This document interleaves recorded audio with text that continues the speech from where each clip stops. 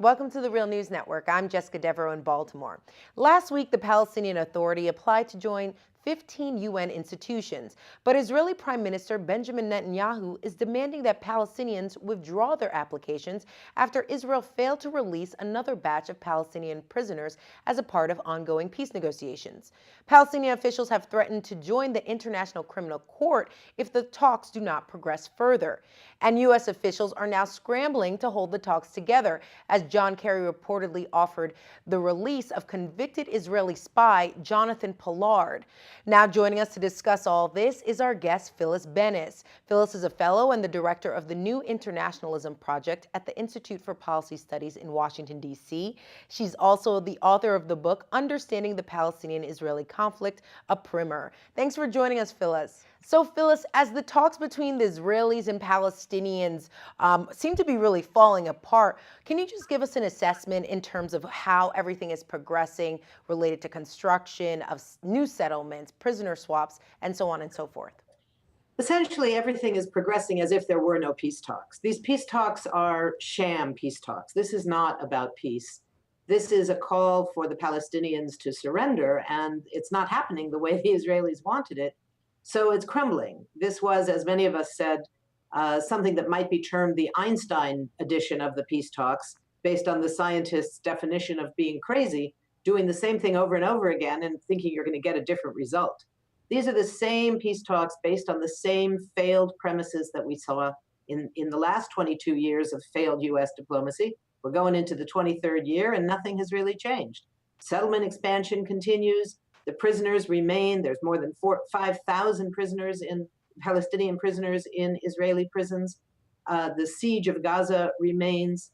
So the notion that somehow things are getting better because they're talking simply is not the case. Why is the release of convicted Israeli spy Jonathan Pollard of such significance? Why was that even offered up?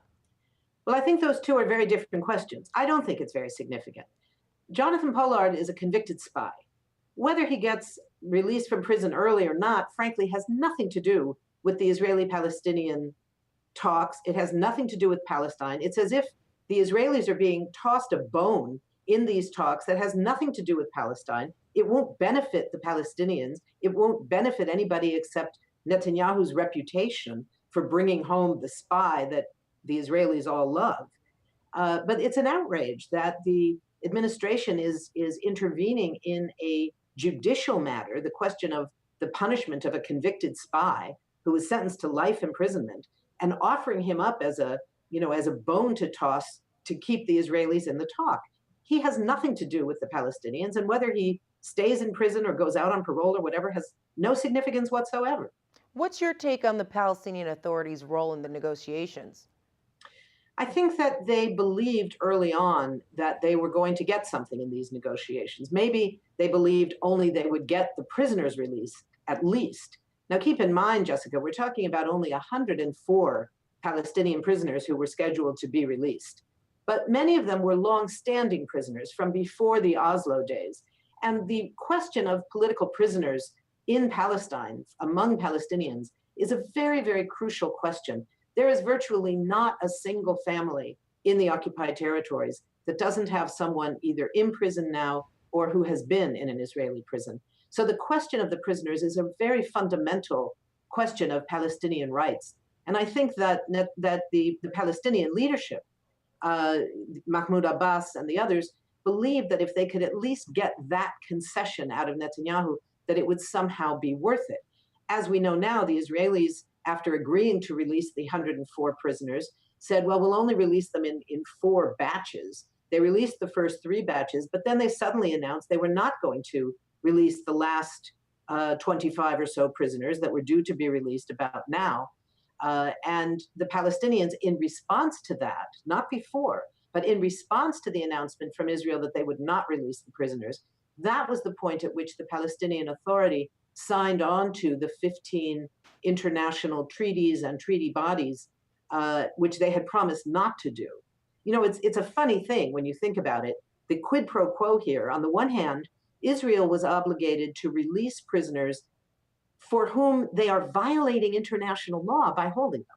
The Geneva Conventions do not allow an occupying power to intern or to imprison uh, part of the occupied population in their own country.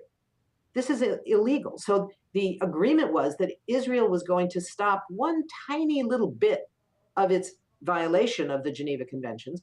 And in return, the Palestinians agreed that they would not do something that is fundamentally legal, which is to sign on to a bunch of human rights treaties that put the onus on them themselves. So what they were signing on to was not the International Criminal Court, which they could use to try to prosecute Israelis for war crimes. They signed on to the treaties involving the rights of the disabled, the rights of women, the rights of children, the Geneva Conventions themselves. All of these are treaties that obligate the Palestinians to abide by human rights. So it's a very good thing that everybody should be cheering when any government, or in this case, it's not a government, but it's an authority, sign on to those treaties, those human rights treaties. And yet that was taken as an attack on Israel. And the United States, Samantha Power and others, said that this was, somehow an outrage, that the Palestinians were doing this, that this was not helpful, calling it a unilateral act, which is not helpful to the peace process, et cetera, when the alternative for the Israelis was a direct violation of the Geneva Conventions. All right, Phyllis Bennis, fellow at the Institute for Policy Studies. Thank you so much for joining us. Thank you. And thank you for joining us on the Real News Network.